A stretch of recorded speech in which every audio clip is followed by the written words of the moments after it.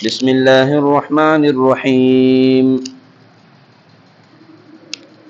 الذين يذكرون الله قياما وقعودا وعلى جنوبهم ويتفكرون في خلق السماوات والأرض ربنا ما خلقت هذا باطلا سبحانك فقنا عذاب النار۔ جو کھڑے اور بیٹھے اور پہلو کے بل لیٹے ہوئے اللہ کو یاد کرتے ہیں اور آسمانوں اور زمین کی پیدائش میں غور کرتے ہیں، اے ہمارے رب، تو نے یہ سب بیکار نہیں بنایا، تو پاک ہے، تو ہمیں دوزخ کے عذاب سے بچا لے۔ یہاں عقل مند لوگوں کا بیان ہے۔ عقل مند لوگ ہیں کون؟ ان کے اوصاف کیا ہیں؟ عقل مند لوگوں کے کام کیا ہیں؟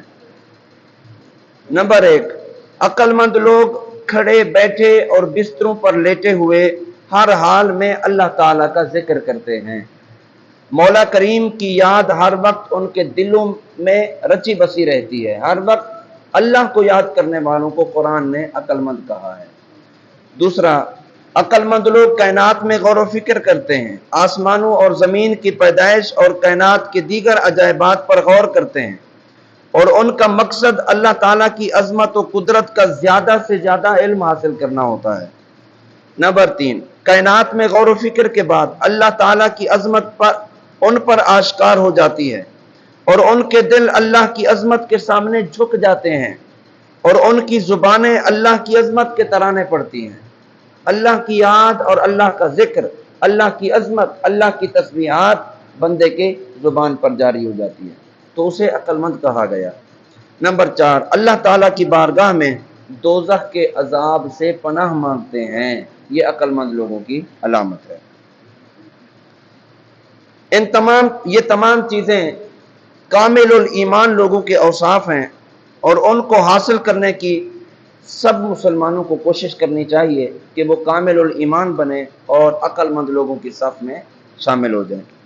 ہمارے اسلاف اللہ تعالیٰ کی یاد میں بہت رغبت رکھتے اور ہمیشہ ان کی ذکر و فکر اور ہمیشہ ان کے رات و دن اللہ تعالیٰ کی یاد میں گزرتے تھے۔ حضرت سری سختی رحمۃ اللہ تعالیٰ علیہ اللہ کے ولیوں میں ان کا شمار ہوتا ہے۔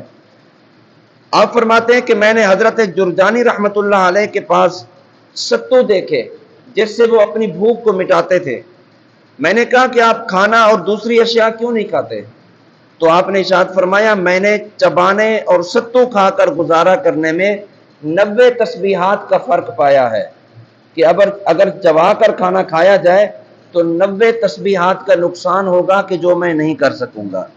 تو اس لیے ستو پی کے میں جلدی سے فارغ ہو کے 90 تسبیحات کا اضافہ کر لیتا ہوں اپنے نامہ اعمال میں۔ تو دیکھیں، ایک تو ہے فرض عبادت، وہ تو لازمی کرنی ہی کرنی ہے۔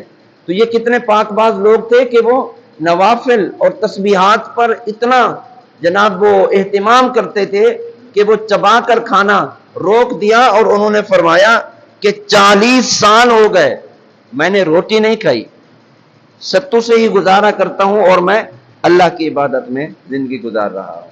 یہ کتنے پاک باز لوگ تھے، سبحان اللہ۔ حضرت جنید بغدادی رحمۃ اللہ تعالیٰ علیہ اللہ کے ولیوں میں ان کا شمار ہوتا ہے۔ ان کا معمول یہ تھا کہ آپ بازار جاتے، اپنی دکان کھول کر اس کے آگے پردہ لگا دیتے اور پھر 400 رکعت نفل اپنی دکان کے اندر پڑھتے تھے، اور پھر شام کو جناب دکان بند کر کے آ جاتے۔ چلتی چلتی نہ چلتی چلتی گاہک آ جاتے نہ آتے ان کا اس سے سروکار نہیں تھا۔ 400 رکعت اپنی دکان میں روزانہ حضرت جنید بغدادی رحمۃ اللہ تعالیٰ علیہ پڑھا کرتے تھے۔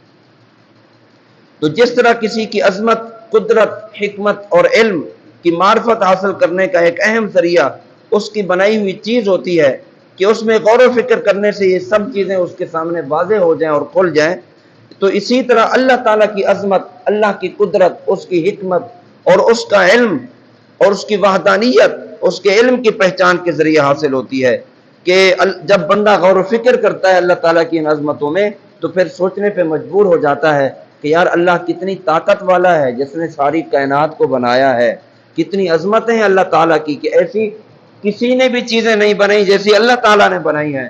تو پھر انسان کے دل میں خیال آتا ہے کہ یار پھر واحد حقیقی بھی وہی ہے اور عبادت کا مستحق بھی وہی رب ہے، تو پھر اس کی جناب کبریائی، اس کی عظمت بندے کے دل میں بیٹھتی ہے تو اللہ کو یاد کرنے لگ جاتا ہے۔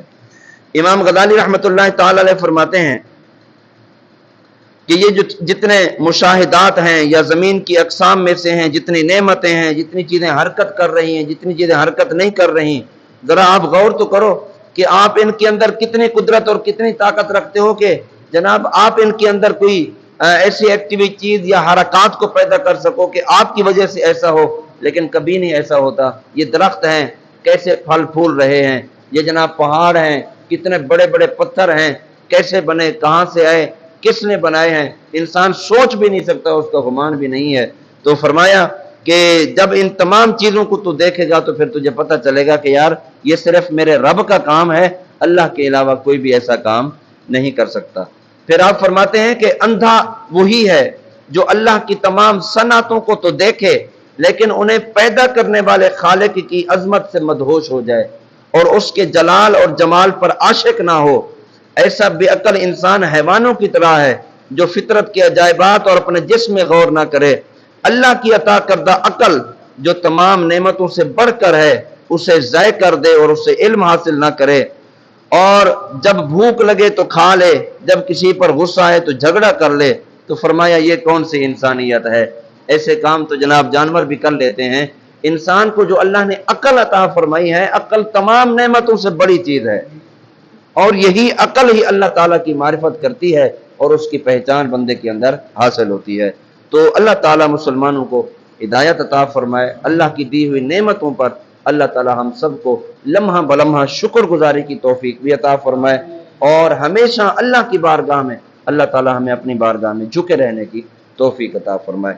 وما علینا الا البلاغ۔